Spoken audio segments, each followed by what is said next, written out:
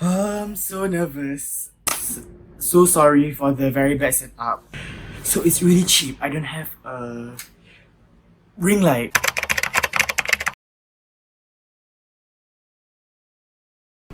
Hi everyone, welcome back to my channel. So before I start off with this video and like everything that happens, I am so sorry because there is literally a pimple smack in between my eyes, like on my nose area, and that's really bothering me as I'm editing this. But yeah, let's enjoy the video, shall we? And I'm so sorry that it's been very long since I didn't post a video. To be honest, I didn't post a video because all I've been trying to do are vlogs and vlogs and vlogs, and a lot of them didn't make it on YouTube, and a lot of them you didn't even make it past the editing stage. And I just thought to myself, why am I so bland and just doing vlogs all the time? So why not I make this video where I just talk in front of the camera, and this is gonna be like a series of videos where I just talk to the camera and I just give you my tips and tricks on how to like do well in school. I'm not gonna stop doing vlogs, so it's just that I'm going to do this kind of videos more frequently. I hope that these kind of videos really benefit you and inspire you to do well in school. Be productive, you know. So as you can tell from the title, today I am going to tell you how I take my notes. And I just want to say that being smart doesn't mean you do very nice notes. Are you failing chemistry even though you're working hard and you're doing all the work but it's still not enough? Do you just want to cry and pull out both your eyes? Is chemistry kind of hard? And like you have to do all the calligraphy and be colorful, yada yada yada, and all of that. If your notes are something that can help you in revising for your exams, and you know your note taking style, even though it's not aesthetic but it helps you in your revision and helps you to score in examinations, then that is the best note taking style for you. But I'm just making this video because some people have been requesting on how I write my notes. And just a little promo, you can like, I'm gonna insert some photos here or here. Please follow my Instagram at studycosmic. Usually I post my notes and also my bullet journal and all that kind of stuff on my Instagram page. So please follow and don't forget to subscribe. Okay? I'm gonna tell you all about like my note taking style, and I just want to say that this is all just my personal takes, and you can always, you know, change and tweak it to suit your style and your preference in the end for your benefit for your revision.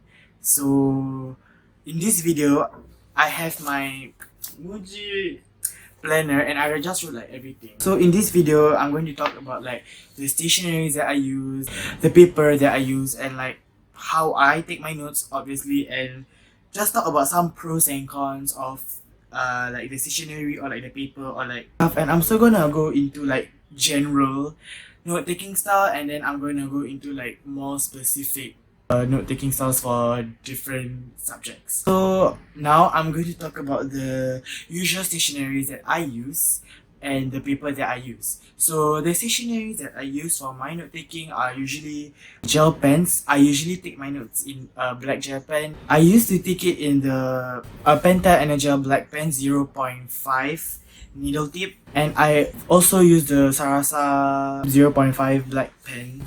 Those are the two pens that I usually use. If I don't use black, I usually use blue. But most of the time, I use black because keep it standard. And I use a gel pen because the ink flows easier on a gel pen, I think, in my opinion. And it's just nicer to use a gel pen than to use a ballpoint for me. And I use highlighters. Usually I use small liners because they not the fluorescent kind, because they're mild, and like a lot of them are like pastel colors, and like I like pastel colors, so that's why I use my liners. I use the highlighters to highlight and all of that, which I'm going to get into later. And then I also use brush pens. Usually I use the Pentel for the touch pens. I also use the Tombow brush pens, and I also bought some mild liner brush pens also when they first came out. So I also use it for some of my notes. And I also use the koi color brush pens for my headings. And also with that, I have my pencils, erasers and rulers. Usually these are for the diagrams, and I also have my correction tape. I forgot what correction tape I use. That is the correction tape I use, if I make any mistakes in my note taking, so I just correction tape. The papers that I use I usually just use two papers. One is the Kokuya square grid paper. That is the paper I use most frequently. I use that paper usually for subjects like bio, chemistry, geography, and I also use the Muji line grid paper, that usually for subjects like history and religious knowledge. Before I move on to like how I actually take my notes, I'm just gonna talk about like the pros and cons of the stationery so that you are aware of like the mistakes that I do, or like why sometimes my notes look kind of like odd. So let's start with the stationaries. The pros of using the stationaries that I just listed is that one, it's very easy to find. Like if you're a Singaporean, I'm pretty sure you can find these stationaries like the pens and the highlighters all in popular bookstore, and also the brush pens, I'm pretty sure they have that. Another pro of using this kind of stationaries is that it makes my notes look nicer. I don't know why it's that way, but I just feel it's that way. One of the cons is that when it comes to the stuff, the brush pens, they can be a bit pricey. So if you're on a budget, I recommend that you save money. Maybe I can do a alternative stationery video. Maybe y'all can comment down below if y'all want me to make a video like that, which are a cheaper alternative.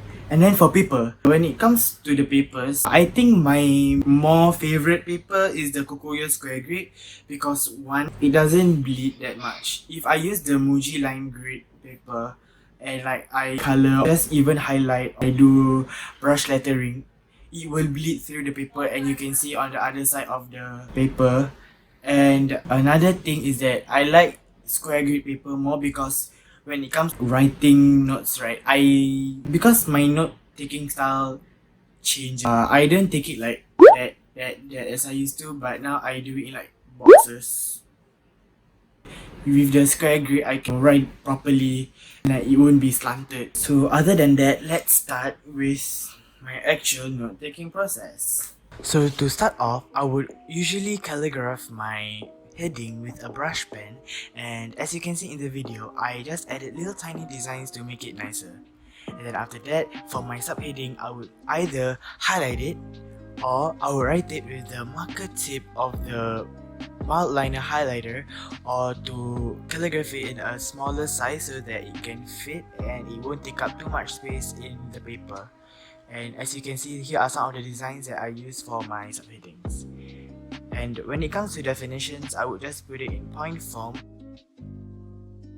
And when it comes to additional information or very important information, I would put it in boxes and I would design it as such so that when I come back and revise my notes, I can see the very important information and it's easier for me to remember that way. And when it comes to humanities subjects such as history, where there are a lot of information, I would usually categorize my information by putting it in point form, or I would put it in tables so that it's easier for me to process the information as I revise, and it's easier for me to memorize it and remember it. And for science subjects, when I need to draw diagrams, I would usually draw it with a pencil first and then a pen so that there will be less mistakes. And then I would annotate the diagram using boxes, and also to put it in point form when I want to explain the diagrams. So I hope that you enjoyed this video, and I hope that this video has benefited you, and you at least get to take some things from this video, and I hope that I can make more videos like this.